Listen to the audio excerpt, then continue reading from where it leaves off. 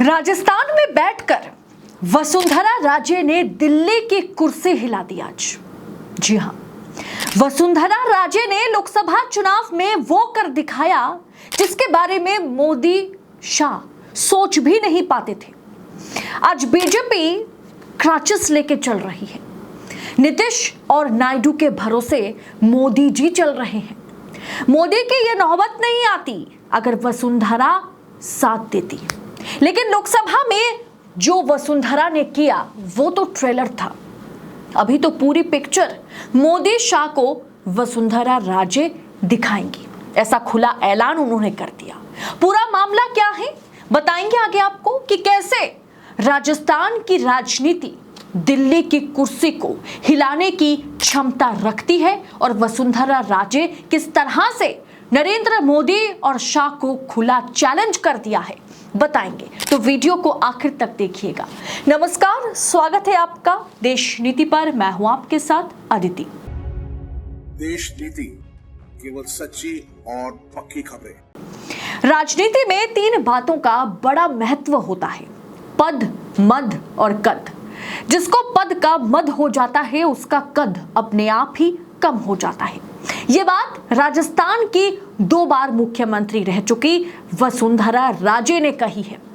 और जैसे ही वसुंधरा राजे ने ये बात करी, उनका ये वीडियो सामने आया। ये कटाक्ष उन्होंने किसे किया और कैसे किया, किस वजह से किया, ये सबको समझ आने लगा। यानी इतना साफ हो गया कि उत्तर प्रदेश के बाद राजस्थान में भारतीय जनता पार्टी की लड़ाई जो है, यानी अपने दलों के भीतर ही दिल्ली वर्सेस राजस्थान की लड़ाई है।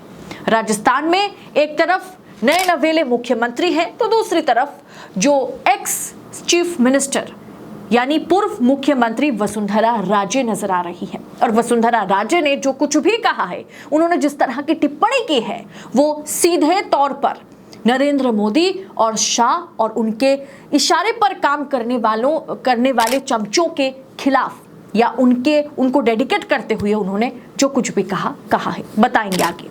नाम किसी का उन्होंने तो नहीं लिया, लेकिन इशारा किस तरफ है ये बात किसी को बताने की जरूरत नहीं है। दोस्तों, हमने देखा था कि वसुंधरा राजे के साथ चुनाव के दौरान किस तरह से उन्हें साइडलाइन किया गया था, उन्हें दरकिनार कर दिया गया था। और वो आपको याद होगा ना कि वो पर्ची खोलते ही जब उन्हें पता चला कि भजनलाल शर्मा जो है वो मुख्यमंत्री बनने जा रहे हैं, जिनके बारे में किसी को कुछ अता पता नहीं है, तब उनकी हालत क्या हो गई थी। जाहिर है कि वसुंधरा राजे की आला कमान के प्रति प्रेम या श्रद्धा कुछ भी नहीं है। अब वो सीधे तौर पर बगावत करने का ऐलान कर दिया है। वसुंधरा राजे की आला कमान के प्रति नाराजगी एक बार फिर सामने आई तो क्या ये माना जाए कि वसुंधरा राजे ने एक बार फिर अपने बगावती तेवर दिखाए हैं? क्या एक बार फिर वसुंधरा राजे ने उनकी हो रही उपेक्षा, जिस तरह से फिर से उन्हें उपेक्षा किया जा रहा है, उनकी पद की जो गरिमा है उसे आला कमान ठेस पहुंचा रहे हैं, उन्हें दरकिनार कर रहे हैं। मद और कद के त्रिकोण से जोड़कर सामने उन्होंने जो कुछ भी रखा है उसके राजनीतिक मायने क्या है? वसुंधरा राजे ने यह बात जयपुर में नए प्रदेश अध्यक्ष मदन राठौर की ताजपोशी के दौरान कही है, जबकि सामने सारे भाजपा के कार्यकर्ता, भाजपा के तमाम नेता मौजूद रहे। उस समय उन्होंने जिस तरह की बातें करी, जिस तरह से उन्होंने मोदी शाह को ठेस पहुंचा करके बातें करी, टिप्पणी अपने भाषण में वसुंधरा राजे राठौर को शुभकामनाएं देने आई थी और वो कहीं ना कहीं सबक सिखाने भी आई थी। और वहीं पर वसुंधरा राजे बिना किसी के नाम लिए इशारों में बड़ी बात कह डाली। उनका कहना था कि राजनीति का दूसरा नाम उतार चढ़ाव है, हर आदमी इस दौर से गुजरता है। साफ है कि वसुंधरा मानकर चल रही है कि इस समय उनकी सियासत में उतार है, लेकिन आगे जाकर के उन्होंने इसे धैर्य से कहीं ना कहीं जो है वो आला कमान को चुनौती दे भी रही है, क्योंकि उसके आगे उन्होंने जो कहा वो सोचने वाली है। दौर तो सिर्फ एक दौर है जो गुजर ही जाएगा, यानी वसुंधरा कह रही है कि एक दौर है, ये गुजर जाएगा। उनका कहना था कि राजनीति 3 बातों से आपस में घूमती है, पद, मद और कद।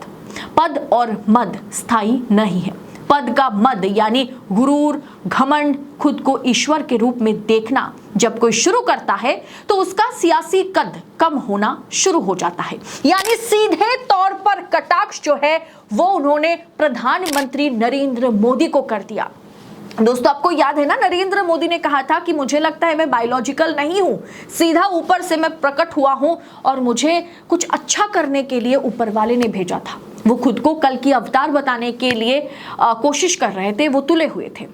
और वसुंधरा राजे ने वही कहा, जब कोई खुद को ईश्वर मानने लगता है, जिससे मद और पद का जो अहंकार है उसमें कोई अगर चूर हो जाता है, मदमस्त हो जाता है और उसमें अगर अहंकार, घमंड आ जाती है और खुद को वो ईश्वर का स्वरूप समझने लगता है, तो वो दिन दूर नहीं होता कि उसका विनाश जो है वो बिल्कुल सामने होता है। वसुंधरा ने आगे कहा कि आज के दौर में ये होता रहता है। साफ है कि पिछले 10 सालों में किसे पद का मद हुआ और लोकसभा चुनावों में किसके सियासी कद का बढ़ना बंद हो गया, वो है नरेंद्र मोदी।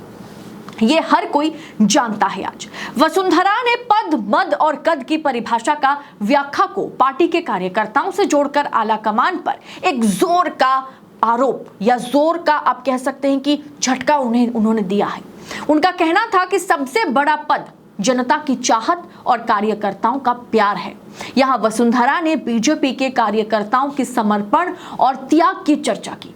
उन्होंने श्यामा प्रसाद मुखर्जी से लेकर के दीनदयाल उपाध्याय और अटल बिहारी वाजपेयी से लेकर के लालकृष्ण आडवाणी का नाम तो लिया, लेकिन उन्होंने एक बार के लिए भी प्रधानमंत्री नरेंद्र मोदी का नाम उनके इस स्पीच में उन्होंने नहीं रखा।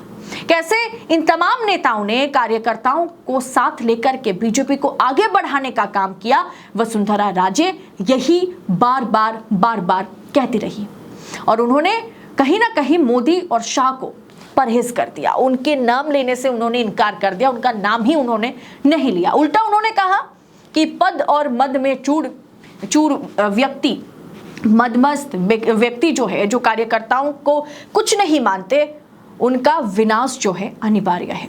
साफ है कि इन दिनों संघ को भी बीजेपी में आयातित नेताओं के कारण विचारधारा से जुड़े समर्पित कार्यकर्ताओं की उपेक्षा चिंता का बात बन गया है। बार बार संघ आरएसएस जो है वो बीजेपी को समझाने का काम कर रहा है कि जो नए लोग आए हैं आप उनको साइड कीजिए और जो पुराने कार्यकर्ता हैं, पुराने नेता हैं, उन्हें आप तवज्जो दीजिए। वसुंधरा ने भी इशारों ही इशारों में इस चिंता में अपनी चिंता को भी जोड़ दिया। वसुंधरा यही नहीं रुकी, राजे ने खुद को साधारण कार्यकर्ता बताया और कहा मन में खटका आता है तो भी उसे पार्टी के हित के लिए पी लेते हैं। अगर कुछ भी मन में खटका आता है, यानी कि वो ये कहने की कोशिश कर रही थी अगर मुझे दरकिनार किया जाता है, अगर मुझे अपमानित किया जाता है, अगर मुझे साइडलाइन किया जाता है, मुझे प्रचार प्रसार के लिए नहीं बुलाया जाता है, कुछ चीजें हैं जो मन में खटकता है, लेकिन उसको मैं पी लेती हूं ये सोचकर कि नहीं, शायद पार्टी के हित के लिए जो भी कर रहे हैं पार्टी के हित के लिए कर रहे होंगे, भले ही मुझे अपमानित होना पड़े उसके लिए। और ये अपमान हमेशा से पिछले कुछ सालों से लगातार आलाकमान मोदी शाह गुजरात लॉबी जो है वो वसुंधरा राजे को करते आ रहे। इस बयान के बहाने उन्होंने आलाकमान तक भी दिल की बात पहुंचा दी और आम कार्यकर्ता का भी दिल जीत लिया। कुल मिलाकर के विधानसभा चुनावों के प्रचार के दौरान और उसके बाद उनकी उपेक्षा की गई, उससे वसुंधरा खफा रही। मुख्यमंत्री नहीं बनाए जाने का भी मलाल रहा। लोकसभा चुनावों में तो वसुंधरा अपने बेटे के चुनाव क्षेत्र तक ही सीमित रही। उन्होंने सिर्फ अपने बेटे के लिए प्रचार किया और उसके बाद वो कहीं नहीं गई। तो इसीलिए कहा जा रहा था कि वसुंधरा राजे अगर नाराज है, उसका खामियाजा राजस्थान में बीजेपी को भुगतना है और वो लोकसभा चुनाव में बीजेपी को भुगतना पड़ा। 25 के 25 2019 में बीजेपी लेकर के गई थी और 2024 में मुंह के बल राजस्थान में गिरी। और इतने बड़े सभा में उन्होंने जिस तरह की बातें कही, जिस तरह की टिप्पणी करी और साथ में उन्होंने एक बार के लिए नरेंद्र मोदी या शाह का नाम तक नहीं लिया, जबकि वो श्यामा प्रसाद मुखर्जी से लेकर के दीनदयाल उपाध्याय से लेकर के अटल बिहारी से लेकर के हर किसी का नाम लिया और उनका किस तरह से आम कार्यकर्ताओं के साथ उनका जो जिस तरह से वो जुड़े रहे उनका भी उन्होंने जिक्र करी। ऐसे में सीधा हमला मोदी और शाह पर, ये तो पिक्चर है। आगे आगे देखो होता है क्या, किस तरह से राजस्थान की राजनीति में भी दिल्ली वर्सेस कहीं ना कहीं जयपुर या राजस्थान की लड़ाई जो है बिल्कुल लखनऊ दरबार और दिल्ली दरबार की तरह देखी जा रही है ये लड़ाई। आपको क्या लग रहा है, क्या वसुंधरा राजे आने वाले समय में बीजेपी आला कमान को, गुजरात लॉबी को इससे भी बड़ा झटका दे सकती है? क्या वो इसी का प्लान कर रही है?